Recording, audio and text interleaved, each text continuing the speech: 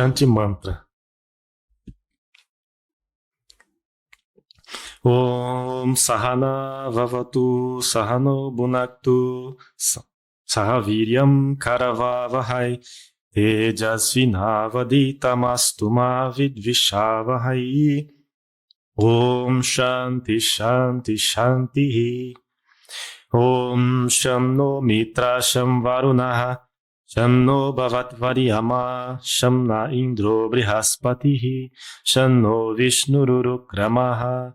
Namo Brahmane Namaste Vayu Tvameva Pratyaksham Brahmasi Tvameva Pratyaksham Brahma Vadishyami Ritam Vadishyami Satyam Vadishyami Tammam Avatu Tadvaktaram Avatu Avatumam Avatu Vaktaram. Om Shanti Shanti Shanti.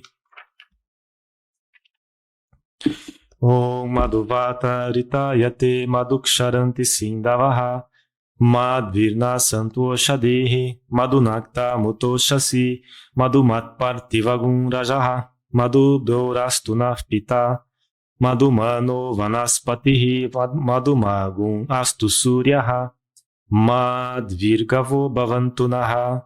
Om Shanti Shanti Shanti. Om Purnamada Purnamidam Purnat Purnamudachyate Purnasya Purnamadaya Purnameva Vashishyate. Om Shanti Shanti Shanti.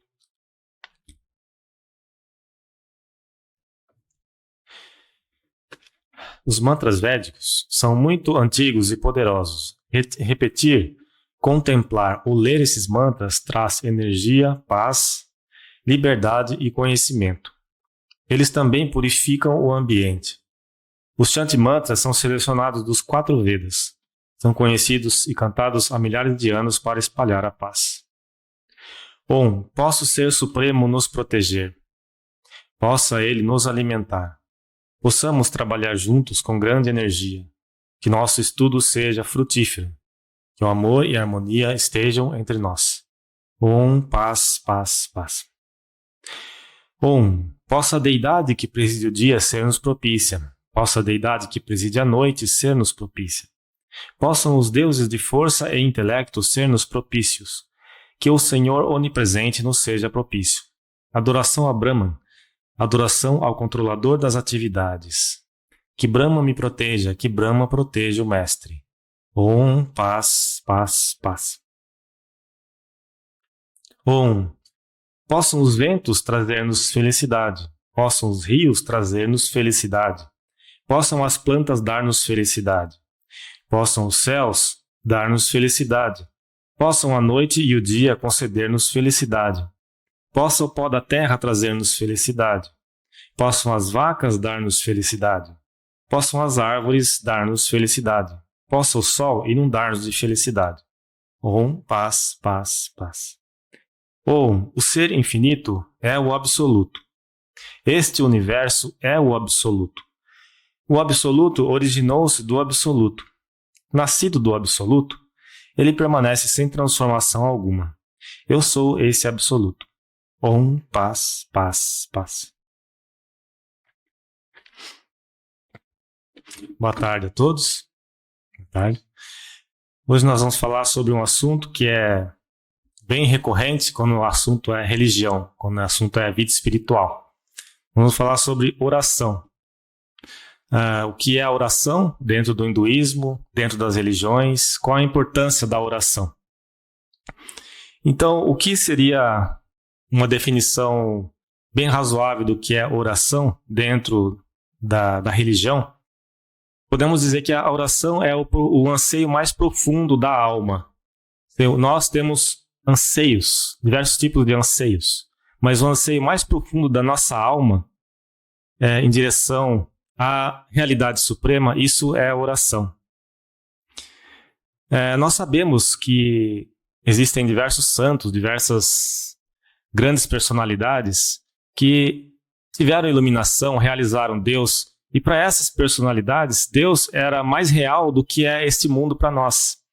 Então eles viam Deus de forma mais real do que eles veem esse mundo. para essas pessoas, a oração era uma coisa natural, ou seja, eles viviam em oração, né? A própria vida deles era uma oração, os atos, a maneira como eles agiam, como eles falavam, era uma oração, eles estavam em perpétua oração. No caso das pessoas comuns como nós, oração, na verdade, é uma questão de fé. Nós temos que ter fé em Deus, nós temos que ter fé em alguma coisa superior para que nós possamos orar. Em momentos de picos emocionais da nossa vida, por exemplo, quando nós temos um grande fracasso ou quando nós temos um grande sucesso, nesses momentos, geralmente as pessoas pensam em Deus, pensam em fazer oração. Ou quando tem uma grande perda, né, elas pensam em oração. Existe uma necessidade do coração humano, alguma coisa que surge no coração humano que faz ele rezar. Então a oração ela vem antes da razão.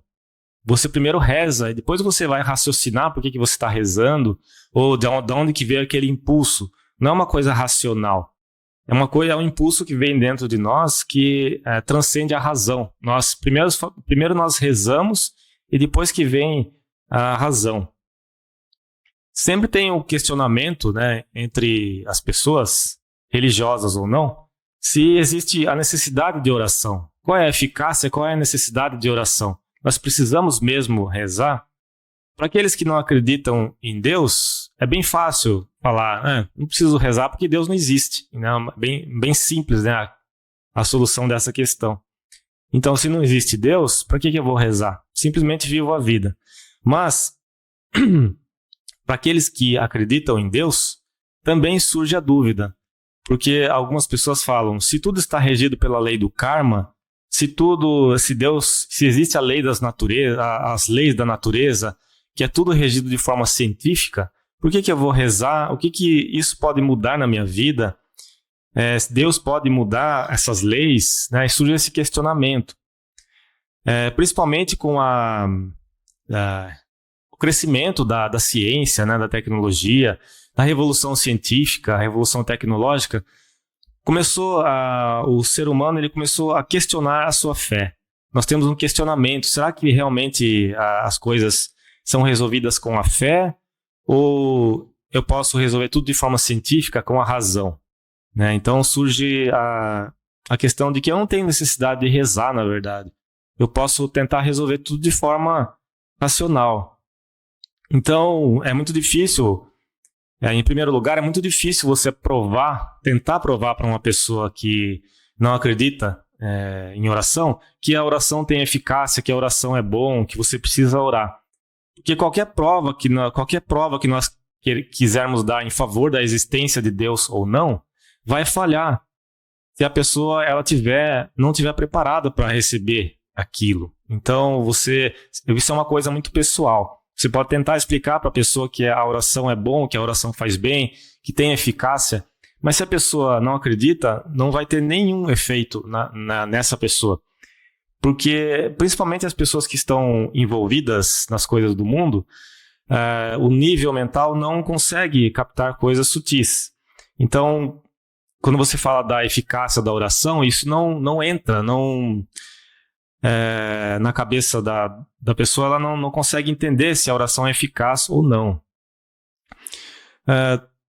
Existe, assim, de forma mais imediata, mesmo assim, né, quando a gente quer explicar a eficácia da oração, existem alguns argumentos muito favoráveis, principalmente no nível psicológico. Por exemplo, se você quer explicar qual é a eficácia da oração no nível psicológico, existem várias provas de que existe uma grande eficácia no nível psicológico. Por exemplo, isso nem precisa entrar no nível religioso, nem no nível de graça divina, nada disso. No nível psicológico. Por exemplo, as pessoas que praticam oração regularmente, isso é uma coisa já comprovada que alivia a tensão. A pessoa fica menos tensa. Ela tem mais esperança, ela tem mais energia. Isso foi provado, ou seja, as pessoas que praticam oração, elas têm esses efeitos psicológicos. Os psicólogos falam que as repressões mentais são neutralizadas, o subconsciente é purificado quando você pratica a oração. a pessoa fica com mais esperança, mais energia. Porque um dos grandes males da sociedade atual é a ansiedade, preocupação, medo. A oração, ela ajuda a eliminar essas coisas. Por quê? Você pega toda a carga que está em cima de você e você coloca num ser superior, em Deus, ou para aquele que você está rezando. Então, isso alivia muito a sua carga, né, a sua carga psicológica. Então, você entrega a sua carga psicológica. Além disso, há provas de que aquele que pratica a oração, as pessoas têm uma visão mais larga da vida, uma perspectiva maior a respeito da vida. Não fica tão presa em problemas tão estreitos. Esses são alguns dos benefícios psicológicos mais evidentes com relação à oração, que já foram comprovados. Mas existem, com relação à validade da oração, se é válida ou não, isso nós podemos dizer que sim, baseando na experiência de milhares de pessoas que tiveram benefício com a oração. Cada um de nós conhece pessoas que foram beneficiadas com a prática da oração. Se não nós mesmos, nós conhecemos pessoas que, através da oração, conseguiram superar, conseguiram melhorar, conseguiram transcender certos problemas. Então, milhares de pessoas receberam a ajuda das orações. Isso em si já seria uma prova, né, da eficácia da oração. Nós vemos a universalidade da oração, como ela ajuda milhares de pessoas. Além disso, os místicos e os santos, muitos deles alcançaram iluminação pela prática da oração. Nós vemos, por exemplo, os místicos cristãos, Santa Teresa de Ávila, Santa Teresa de Lisieux, São João da Cruz, diversos místicos cristãos cuja principal prática era a oração. E eles ensinavam o caminho da oração. Né? São João da Cruz, ele tem obras completas do São João da Cruz, em que ele ensina o caminho para você alcançar Deus pela oração. Santa Teresa de Ávila. Diversos místicos, eles advogavam, eles pregavam o caminho da oração. Dentro do cristianismo, o principal caminho é o caminho da oração, ou seja, pela oração você tem a união. Né? Então, isso em si já é uma grande prova da validade da oração. O fato de que diversos místicos alcançaram Deus pela oração e eles pregaram a eficácia da oração. Então, se a gente não acreditar nisso, seria o equivalente a gente dizer que todos eles estão mentindo, né? Todos os místicos estão mentindo. Mas a gente sabe que não é. Eles estão falando a verdade. Então, existe uma grande eficácia na oração. Existe uma questão de se a oração é respondida ou não. Quando nós fazemos orações, nossas orações são respondidas ou não. Algumas vezes, ou muitas vezes, nossas orações são respondidas de forma objetiva. Ou seja, você reza e você recebe alguma resposta. Você recebe alguma ajuda. Outras vezes, não. Mas os sábios falam que, independente se a sua oração recebeu alguma resposta objetiva, ela sempre vai receber uma resposta subjetiva. Deus sempre vai responder para você de maneira subjetiva. E a resposta subjetiva de Deus pode acontecer na própria mudança das suas necessidades. Então, aquilo que você está pedindo, na verdade, Deus muda a sua necessidade. Ele faz com que você não tenha mais aquela necessidade. E acaba a necessidade de orar, pedindo aquilo. Você não precisa mais orar para aquilo, porque Deus ele fez você entender que existem coisas superiores àquilo. Então, muitas vezes acontece isso, mas os sábios falam que a oração sempre tem a resposta subjetiva.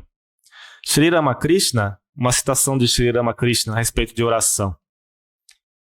Ele fala: Deus é extremamente atento. Ele nos ouve cada vez que nós oramos a Ele. Ele certamente nos revelará sua natureza um dia ou outra, mesmo que seja na hora da morte. Se você não pode decidir se Deus tem forma ou não, então reze da seguinte maneira: Ó Senhor, eu não posso entender se Tu és com forma ou sem forma. Seja o que for que Tu sejas, tenha misericórdia de mim, revele-se a mim.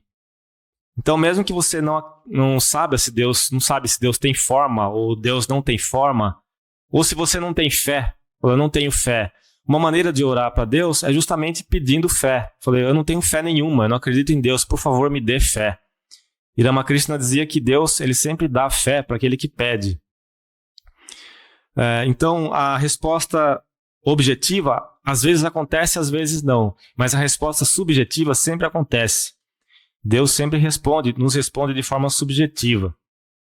Um dos grandes efeitos da prática da oração é a transformação do nosso caráter. Então, aquele que pratica a oração regular tem uma grande transformação de caráter.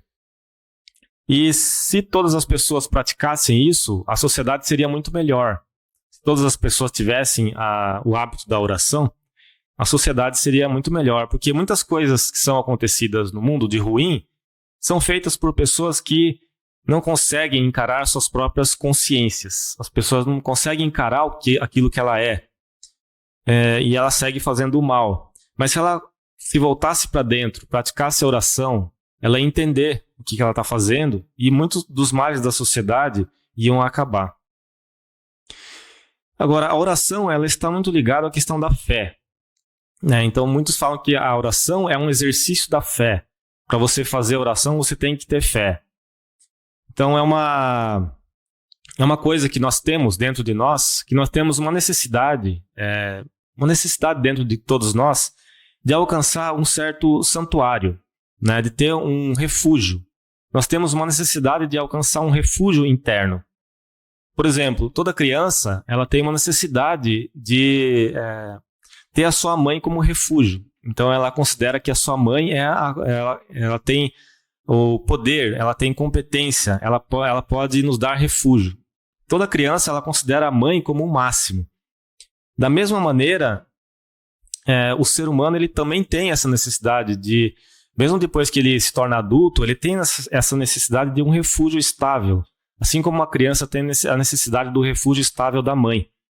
Nós temos a necessidade do refúgio estável em Deus.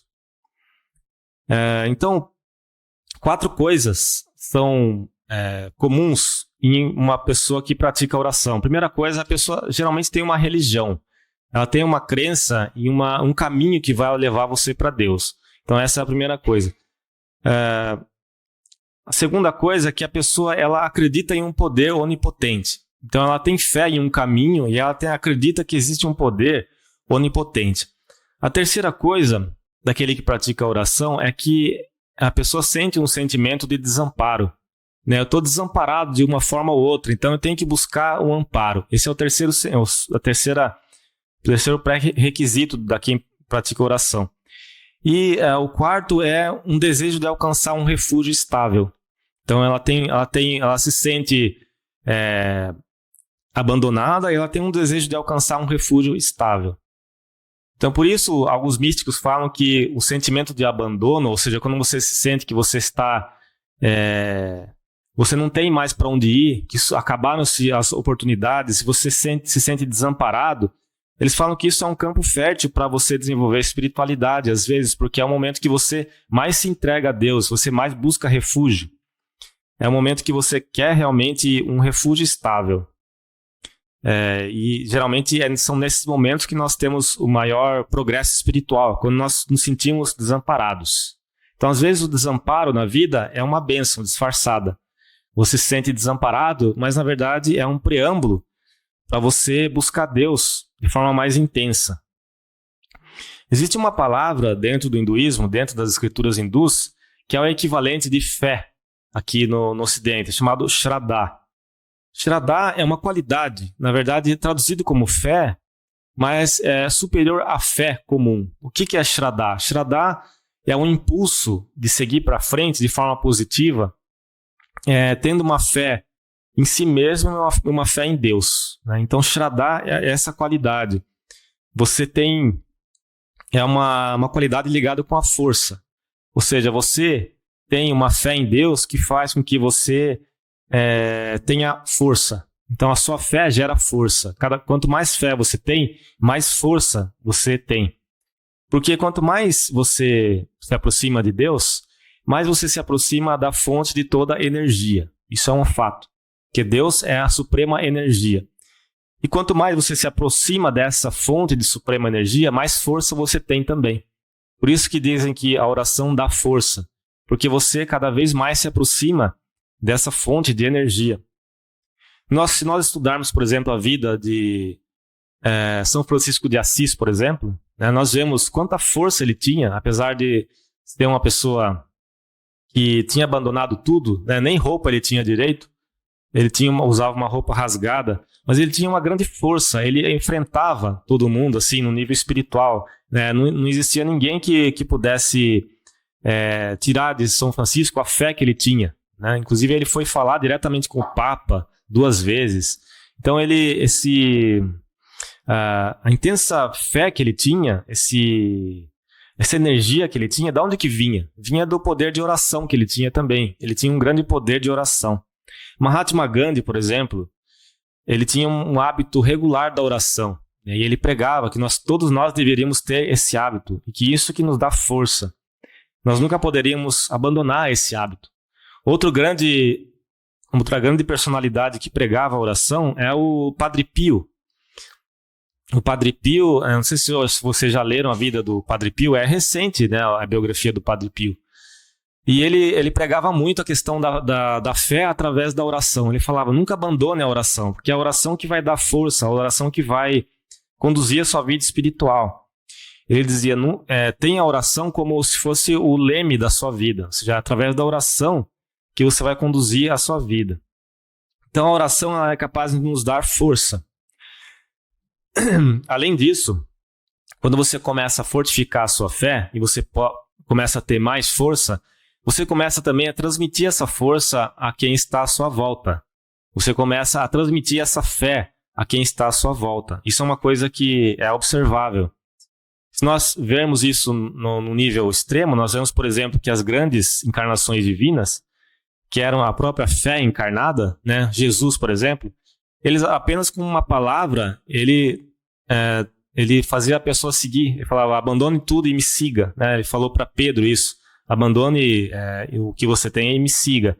E Pedro imediatamente o seguiu. Então nós vemos que o poder da fé, que isso, na verdade, o poder da fé se transmite. Para aquele que não tem fé, né, o que Ramakrishna falava também? Uma citação de Sri Ramakrishna. A pessoa ela pode atribuir todas as formas e aspectos de Deus na sociedade como se fossem apenas imaginação e pode não ter fé em nenhuma delas. Mas ainda assim, Deus vai mostrar a graça sobre essa pessoa se ela acreditar num poder divino que cria e dirige todo o mundo.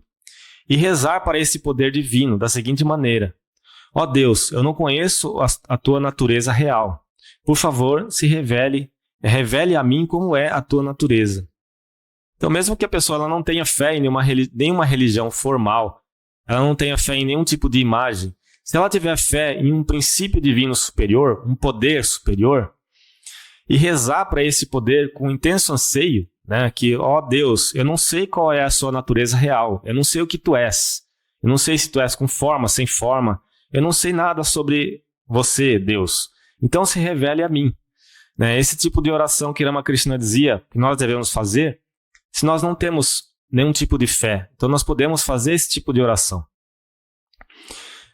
Cada tipo de ciência que nós estudamos, seja engenharia, medicina, qualquer tipo de ciência, os cientistas eles trabalham com hipóteses. Então você pega certas hipóteses e começa a testar as hipóteses para ver se aquilo dá resultado ou não.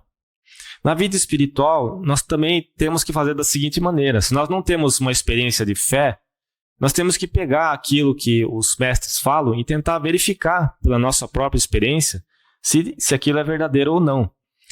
Então, se nós começarmos a praticar a oração como eles ensinaram, nós vamos começar a perceber que existe eficácia na oração. Então, os mestres falam que se a oração ela for praticada com sinceridade, com fervor, com regularidade, nós vamos conseguir uma grande prova da eficácia da oração. E com essa prova nós vamos ter cada vez fé mais profunda. Então o que nós temos que fazer é começar a praticar e a prova virá por si mesma. Quanto mais a gente pratica, mais prova da eficácia da oração nós vamos ter. A função principal da oração é que ela cria em nós uma condição mental diferente. Nós estamos acostumados com um tipo de condição mental, que é a condição mental que nós fazemos as coisas do mundo, as coisas do dia a dia. Isso é um tipo de condição mental que passa por diversos altos e baixos. Nós estamos acostumados com isso. A oração, ela cria um outro tipo de condição mental. Ela faz com que a nossa mente ela deixe de lado, por alguns instantes, o peso do mundo, ou seja, o peso daquilo que nos aflige, e nos leva a um estado mental mais sutil. Nesse estado mental mais sutil é que nós descobrimos verdades mais elevadas, nós descobrimos verdades sobre nós mesmos. Então a oração ela age como se fosse um canal de comunicação entre o mundo denso e o mundo sutil. Isso é a principal função da oração. Ela cria um clima mental, que faz com que a gente consiga alcançar essas verdades sutis.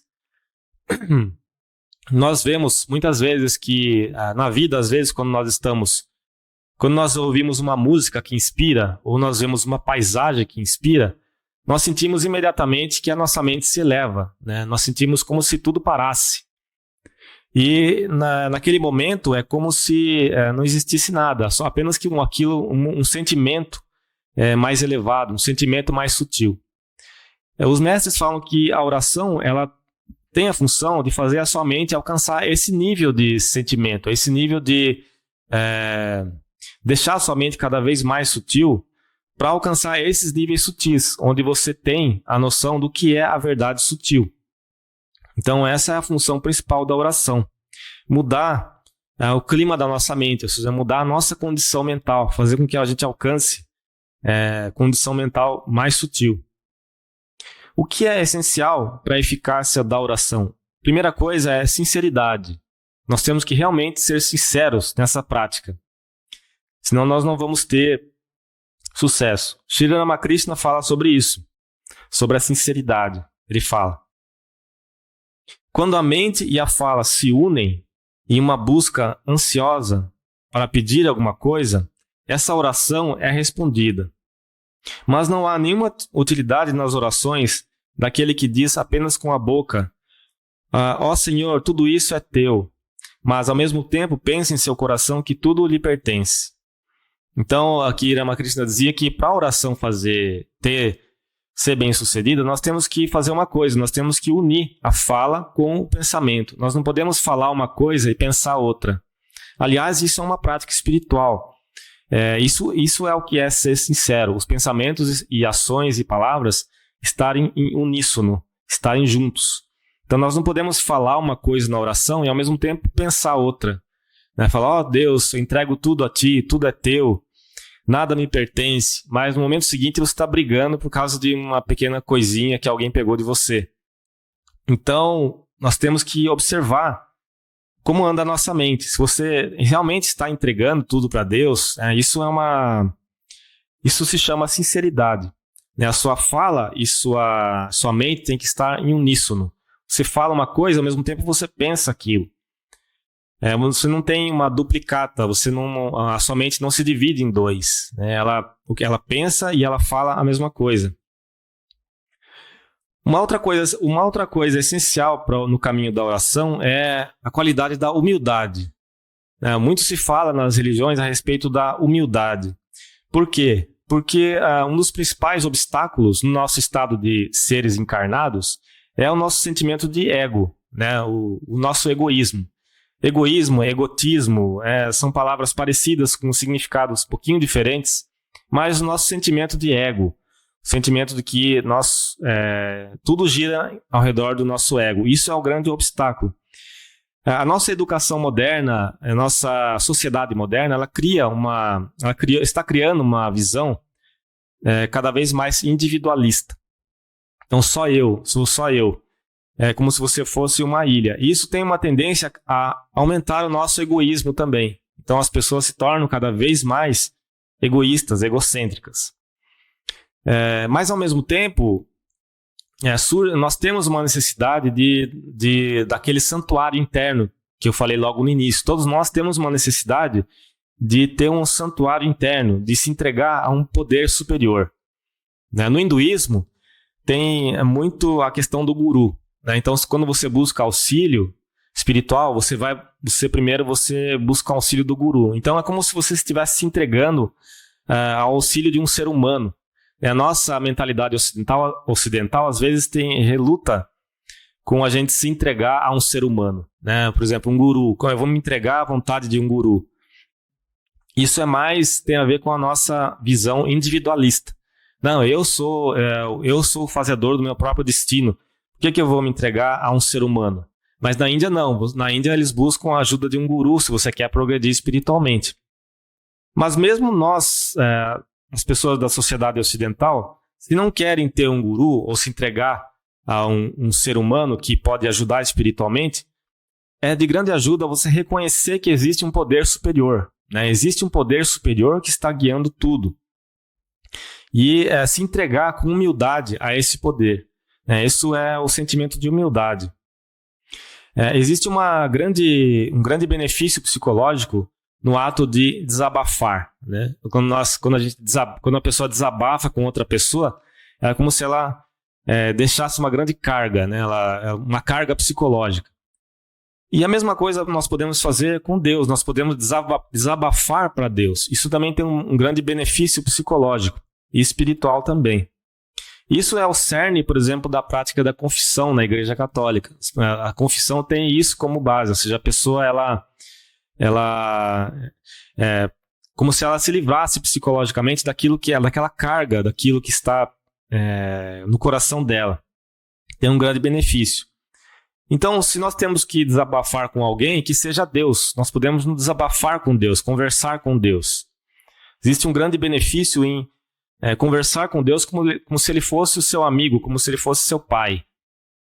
Você simplesmente desabafa para Deus aquilo que está preocupando, aquilo que está como carga no seu coração. Com relação à questão do sofrimento. A questão do sofrimento.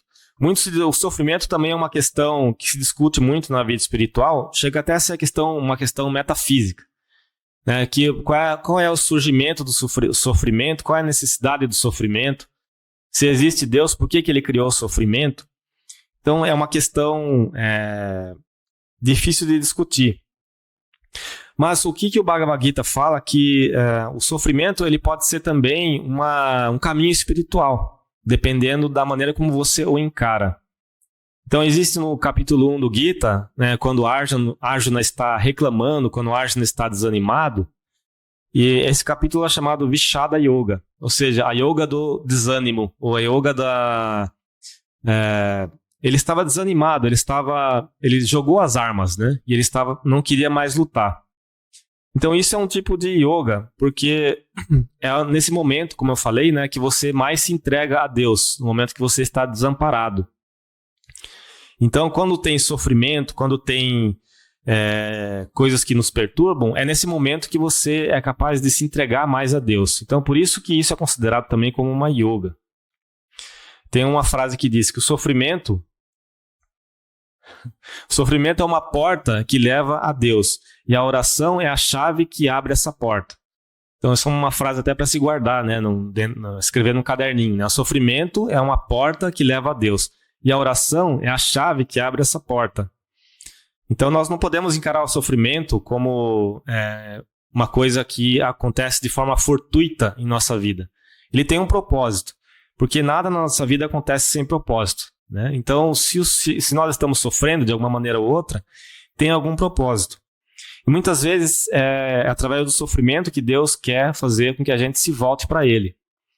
Faz com que a gente deixe de lado as coisas transitórias e pense nas coisas eternas. A oração e a razão. Nós podemos dizer então que se nós tivermos fé, é contraditória a questão da razão, ou seja, nós temos que ter apenas fé e abandonar a razão. Isso também é uma questão. É fé ou razão? Nós temos que ser racionalistas ou nós temos que ter apenas fé? Isso é uma questão também que se discute. Porque, como nós falamos, a razão vem depois da fé, a razão vem depois da oração.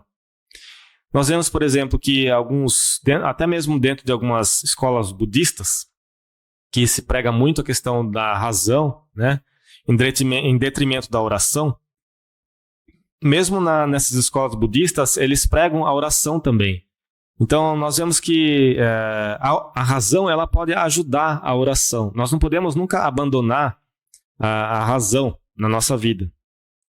Por que que nós não podemos abandonar? Porque a razão é aquilo que vai clarificar para nós quais são os nossos objetivos, as nossas metas. E vai clarificar para nós também quais são as metas inferiores, que a gente não precisa buscar, que a gente não deve buscar metas inferiores. Então a razão nos ajuda a ter esse discernimento a respeito das metas. Qual é a meta superior? O que nós temos que buscar?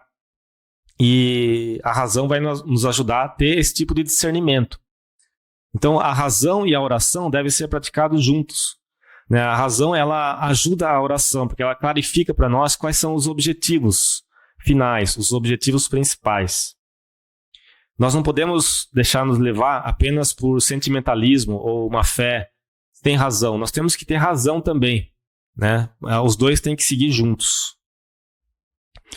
A outra questão é a questão de se Deus ele pode cancelar o nosso destino ou não. Se Deus tem a capacidade, por exemplo, de mudar o nosso destino, ou se é uma coisa que está pré-determinada, se mesmo que a gente ore, que a gente faça tudo o que a gente possa pedindo a Deus, Ele não tem a capacidade de mudar o nosso destino. Isso é uma dúvida que a maioria tem. Se tudo está ligado à lei do karma, se a lei do karma é uma lei fundamental, então ninguém pode mudar a lei do karma. Essa é um argumento. Que as leis do universo são leis imutáveis. Então, de que adianta rezar? Isso é um argumento. O que o hinduísmo fala?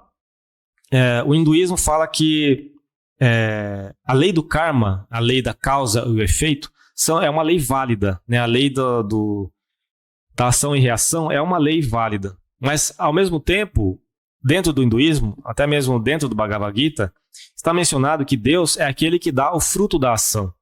Deus é aquele que transmite o fruto da ação. Então, embora a lei do karma seja uma lei válida, quem que dá os frutos da lei do karma é Deus. Então, Deus também tem o poder de mudar os frutos, de fazer com que os resultados eles aconteçam em tempos menores, por exemplo. Em outras palavras, Deus tem o poder de acelerar o nosso karma. Por exemplo, uma coisa que se fala muito dentro da yoga, até a yoga de Patanjali, dizendo que os nossos karmas, o Prarabdha Karma, o Santita Karma, eles podem ser acelerados. Então, nós podemos queimar os nossos karmas de maneira mais rápida quando nós nos entregamos a Deus. Deus tem a capacidade de fazer com que a gente acelere a nossa vida espiritual. Não, essa é a explicação. Então, a lei da causa e efeito, ela é válida, mas é Deus que dá os frutos. É Deus que dá os frutos da causa e efeito. Então, a graça divina e a lei não tem contradição, porque a lei está funcionando, mas Deus ele pode dar os frutos da maneira como Ele quer. Ele pode acelerar os nossos karmas. Swami Vivekananda, ele dá o ponto de vista da oração do ponto de vista mais elevado da filosofia Vedanta. Ele fala que a nossa própria vontade é que responde às nossas orações. Porque ele fala que nós somos a alma infinita. E a alma tem infinitos poderes. Então somos nós mesmos que respondemos às orações. Isso ele fala de um ponto de vista mais elevado, da Jnana Yoga. Então é uma citação de Vivekananda, pela oração, os poderes sutis são despertados. E se isso for feito de forma consciente, todos os desejos que nós tivermos serão preenchidos. Se forem feitos de forma inconsciente, talvez em 10 deles serão preenchidos. Então, Swami Vivekananda dizia que nós somos unos com o Ser Supremo. Então, quando nós rezamos, quem responde, na verdade, quem faz responder a oração é a nossa própria vontade, que está em sintonia com o Ser Supremo. A filosofia Vedanta, ela não prega muito essa questão de que nós somos seres fracos, que nós temos que se apoiar em uma personalidade mais forte.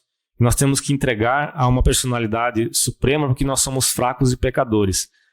A Vedanta fala que nós somos divinos por natureza, né? Então nós temos o poder de fazer o nosso próprio destino. Mas ao mesmo tempo a Vedanta fala, dá para a oração uma grande importância, né? Apesar disso, ela fala que a oração tem a principal eficácia da oração, ela faz com que a gente diminua um pouco a nossa consciência corpórea, ou seja, faz com que a gente pense menos no nosso corpo. Quando nós estamos orando, nós nos sintonizamos com algo que é diferente da nossa consciência corpórea. Então isso faz com que a nossa mente se purifique. Quando nós praticamos a oração, nós deixamos de lado a nossa consciência corpórea. E isso faz a nossa mente se purificar. E quando nós praticamos isso de forma metódica, isso vai nos levar à realização da verdade. É nesse sentido que a Vedanta ela prega a oração. Não no sentido de que nós somos seres fracos buscando apoio em um ser superior. Mas coloca a oração como um tipo de prática espiritual, uma prática espiritual de purificação.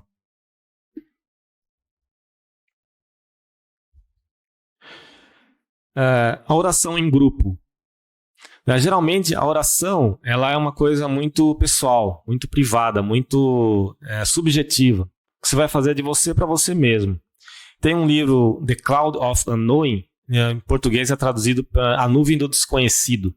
Esse livro é um livro escrito por um místico cristão que ninguém sabe muito bem quem foi esse místico, mas ele também não deixou o nome nesse livro. Mas é um livro muito singelo porque ele fala sobre oração, só sobre oração. E ele fala, uma parte desse livro, um inglês bem arcaico, né? Foi traduzido para o português já. Ele fala que a melhor oração é aquela que não tem palavras. Então, a oração mais eficaz é aquela que não tem palavras. Ou seja, aí mesmo que nós vemos que a oração ela não é uma questão de razão ou intelecto, é um impulso da alma. A oração mais eficaz não tem palavras. Então, por aí nós vemos também que não é uma coisa coletiva, é uma coisa muito subjetiva, muito pessoal. Mas, ao mesmo tempo, as religiões, né, elas naturalmente eles se congregam. As pessoas ficam juntas e praticam orações em grupo. Isso tem efeito, né? Os mestres falam que isso tem um grande efeito, porque são pessoas juntas suplicando, né, para o mesmo Deus, né? Então, corações unidos. Então, corações unidos com uma mesma súplica. Então, isso funciona como se fosse uma orquestra, uma sinfonia, em que as pessoas se unem juntos com a mesma vontade, com uma única súplica. Isso também tem um grande efeito. Mas o efeito principal da oração se dá no nível subjetivo. Eu vou falar mais uma coisa e eu vou parar por aqui. Já está em cima da hora. Que existem 3 tipos de oração. A primeira oração é chamada oração peticionária, que é normalmente a oração que as pessoas praticam. Mas se vocês forem na Índia, vocês vão ver milhares de templos e as pessoas fazendo filas para entrar nos templos. Eles estão fazendo várias orações. Geralmente o tipo de oração é peticionária. O que significa? A pessoa está pedindo alguma coisa. Está pedindo alguma coisa para si mesmo, para que se resolva na vida dele. Então ela tem alguma preocupação, algum medo, alguma coisa que ela quer resolver e ela vai pedir isso para Deus. Não há nada errado com esse tipo de oração. E na verdade nós, quando precisamos de alguma coisa, nós temos que pedir para Deus mesmo, né? Para quem mais a gente vai pedir? Então a oração peticionária tem um grande valor. Nós temos que pedir realmente aquilo que nós queremos para Deus. Isso não é errado. As religiões não condenam isso. Mas apesar disso, elas falam que não é uma oração, não é a oração mais elevada. A oração peticionária, quando você está pedindo alguma coisa para Deus, para você mesmo, tem efeito, tem um grande efeito subjetivo.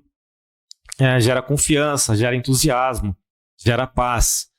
Mas não é a oração mais elevada. Tem um segundo tipo de oração, que é a oração intercessória. A oração intercessória é quando você está pedindo para alguém. né? Ou se tem alguém que está sofrendo, você começa a orar por aquela pessoa. Os mestres falam que isso tem um grande valor. Vivekananda falava, quando ele falava no nível da yoga, né? Quando você concentra a sua mente em alguma pessoa e você deseja o bem daquela pessoa, isso tem uma grande eficácia para aquela pessoa, porque tudo funciona no nível de vibrações. Então ele falava, quando você reza para uma pessoa, isso tem grande eficácia. E realmente nós percebemos isso, né? Que tem a oração pelos outros tem uma grande eficácia. Isso é a oração intercessória. Existem grandes místicos, né? Que eles conseguiam fazer milagres ou fazer coisas assim pelo outro, né? Que parecia impossível de resolver, pela oração intercessória, porque eles tinham um grande poder dentro deles e pela própria oração deles, eles faziam com que a outra pessoa se curasse, os problemas se resolvessem. Então, uma mente, quando ela se torna purificada, quando ela se torna sintonizada com Deus, quando essa mente ora, ela tem um grande poder. Então, por isso que a gente pede para um santo, ore por mim, né? Ou faça uma oração por mim, porque ele tem um grande poder. Então, uma oração dele é muito diferente de uma oração de uma pessoa comum. Uma oração de um santo, feita para você, tem uma grande eficácia, né? Tem um grande poder. Nós vemos isso na vida dos vários santos, né? Como eles praticavam essa oração pelo próximo, e isso tinha um grande poder na vida do próximo. Santa Teresa de Lisieux, por exemplo, ela falava que a principal missão dela era orar pelas almas. Então ela orava pelas outras almas. Geralmente pessoas que estavam sofrendo, ela orava por aquelas pessoas. E isso tinha uma grande eficácia. Tem vários exemplos na vida dela, né? Isso é a oração intercessória. O terceiro tipo de oração é a contemplação. Então essa é a oração mais elevada. O que é a oração chamada contemplação? É quando o devoto ele entrega tudo para Deus, né? Ele entrega todo o auto-interesse, o interesse pessoal para Deus. Então ele fala simplesmente, sua vontade seja feita. Então, isso é contemplação. Nesse momento, a vida da pessoa se torna como uma espécie de consagração também, porque todas as ações dela são ações de auto-entrega. Ele não deseja mais nada que esteja fora da vontade de Deus. Então tudo que ele faz é uma entrega a Deus. Nesse momento, a vida da pessoa se torna uma oração contínua. Tudo que ela faz é um ato de auto-entrega. Isso é o terceiro estágio mais elevado de oração, chamado contemplação. Quando a oração se torna contínua. Tudo que ele faz é uma oferenda a Deus. Mas apesar disso, 3 tipos de oração têm efeito.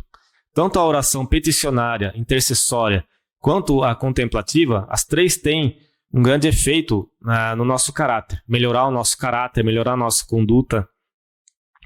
E por isso, a oração pode ser considerada também como uma yoga. Então a oração é também considerado como um caminho para alcançar Deus. É uma yoga também.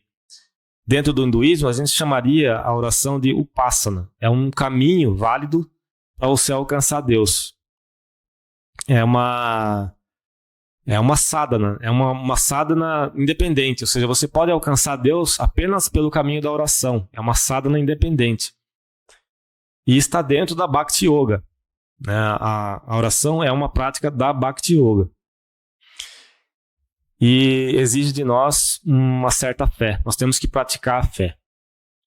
Então, eu tinha mais algumas coisas, mas fica para a próxima palestra. Namastê a todos. Boa noite.